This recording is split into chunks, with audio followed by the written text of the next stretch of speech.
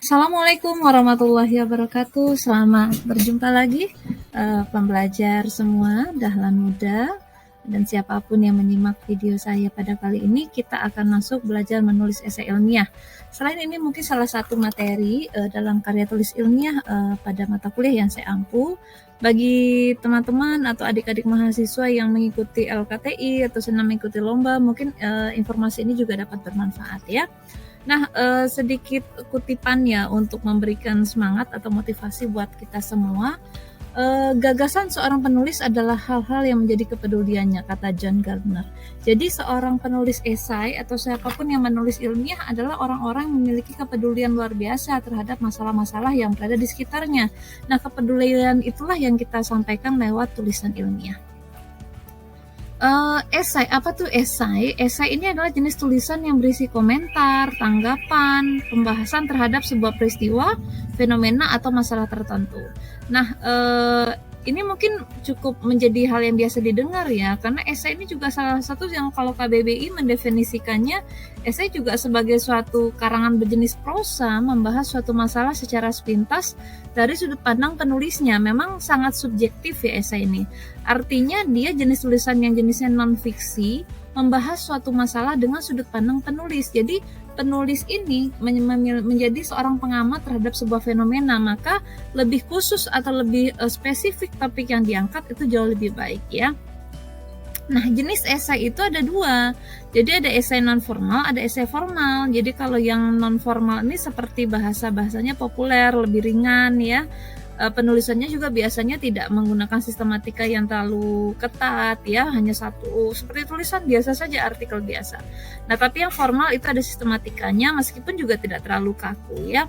Artinya tidak ada sub-sub yang banyak seperti artikel ilmiah. Nah, jenis esai yang tadi, esai formal dulu saya jelaskan karena memang nanti yang diarahkan dalam kali ini, video ini ataupun buat penugasan dalam mata kuliah yang saya ampu, ini lebih ke esai formal. Nah, nanti tentu tulisan ini memuat kalimat esai ilmiah, serius, dan ini biasanya dipakai juga buat hasil-hasil penelitian ya. Kemudian esai non-formal ini penggunaan katanya tidak ilmiah, seperti tulisan opini biasa, jadi bisa di media cetak, media daring, blog, website, dan sebagainya.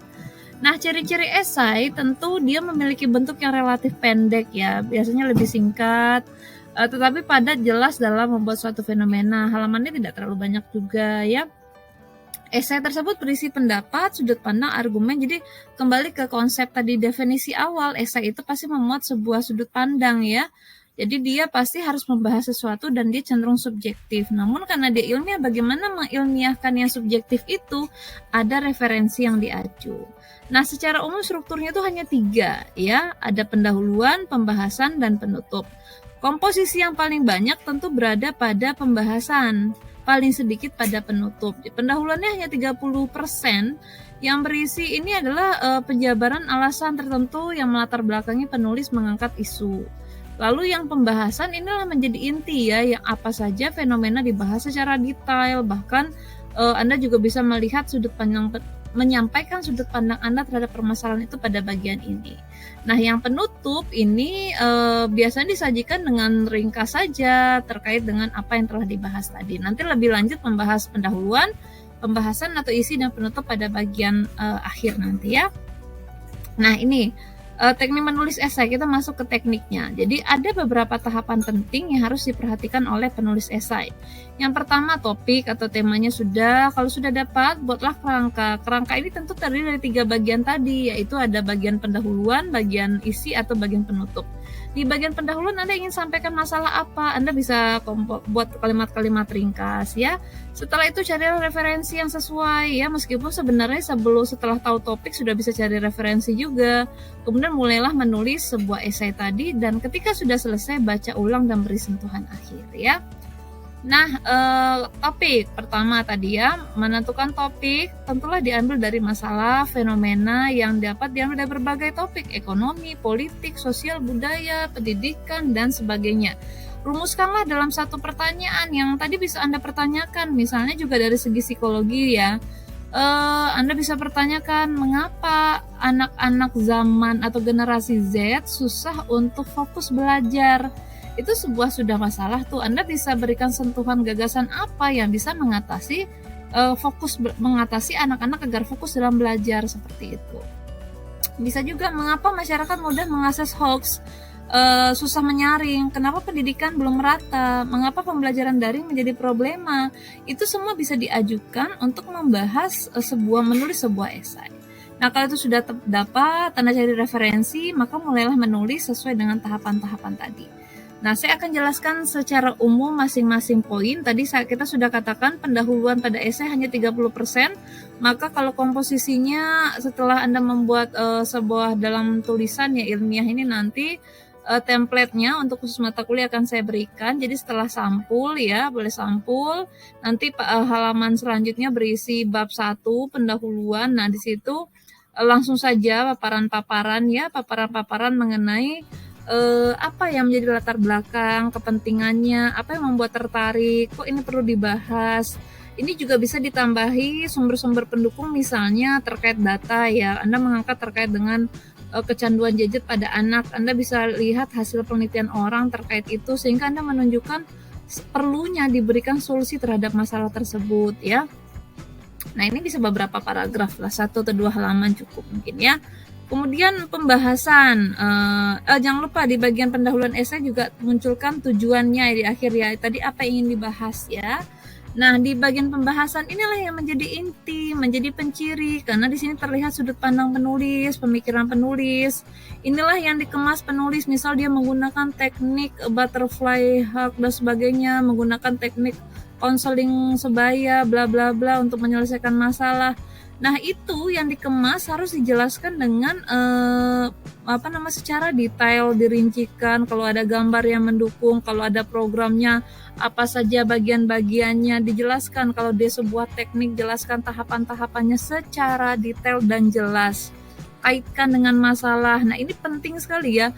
Nah, kalau mungkin di sini Anda mengambil dari rujukan tertentu, jangan seperti hanya meringkas, tapi Anda juga mengulas ya. Anda mengambil mungkin konsep dari beberapa peneliti yang lain, lalu Anda rumuskan jadi sebuah ide baru. Nah, itulah yang Anda jelaskan bagaimana tahapannya benar-benar rinci. Kalau anggaplah tadi 2 halaman untuk pendahuluan, kita bisa katakan untuk bagian ini sekitar 10 halaman misalnya ya. Ya cukup lah, atau dia sekitar 8-10 halaman. Nanti bagian pembahasan ini karena tadi juga ya menunjukkan kebermanfaatan, tunjukkan kepentingannya. Lalu Anda bisa menambahkan tadi ya gambar atau instrumen pendukung tadi saya katakan untuk menyampaikan pembahasan Anda. Tentu ini sangat sesuai sekali dengan bahan-bahan yang Anda miliki. Nah, setelah itu masuklah bagian penutup. Penutup ini cukup 1 paragraf saja, maka hanya 10% ya. Berarti kita gini aja, anggaplah jika esai Anda 10 halaman, 2 halamannya tadi 2 halaman pertama adalah pendahuluan, nanti berarti sekitar 7 halamannya isi, maka bagian akhir ya bagian setengah halamannya adalah penutup seperti itu. Nah, pada esai ilmiah penutup ini hanya 1 paragraf saja, tidak usah panjang-panjang, tidak perlu ada poin-poin. Di bagian ini tuliskan apa yang menjadi gagasan Anda tadi sehingga bisa menjawab permasalahan, lalu apa dampaknya, apa solusi yang itu, apa kebermanfaatan dari solusi, efektivitas yang Anda berikan tadi buat masyarakat atau buat kalangan tertentu. Jika ada tabel ya, ini tidak di penutup nih, tapi jika ada tabel, ada bagian lain yang sebenarnya analisis datanya yang menurut Anda perlu mendukung esai Anda, itu bisa ditaruh di bagian lampiran. Jadi ini sangat tergantung kepada, kalau untuk LKTI tingkat nasional yang sifatnya sains mungkin dan ilmu-ilmu lain itu biasanya sangat rinci ya, karena mereka misalnya membuat sebuah prototipe, mereka buat bagan apa, itu penting sekali. Oke. Jadi kira-kira begitu. Kemudian ada daftar pustaka. Iya, jika Anda merujuk beberapa sumber, tentu harus ada sitasi dan tulislah daftar pustaka. Ini bisa gunakan referensi tools yang sudah kita pelajari sebelumnya. Baik, demikian yang dapat saya sampaikan. Semoga bermanfaat. Terima kasih atas perhatiannya. Saya tutup dengan kata-kata Helvitiana Rosa, ini luar biasa ya. Menulis itu mudah, tapi bagaimana agar tiap huruf berarti dan bisa membuat pembacamu bergerak ke arah yang lebih baik tanpa kau gurui. Oke, selamat belajar. Semoga ide-ide kreatif Anda bisa menginspirasi banyak orang. Wassalamualaikum warahmatullahi wabarakatuh.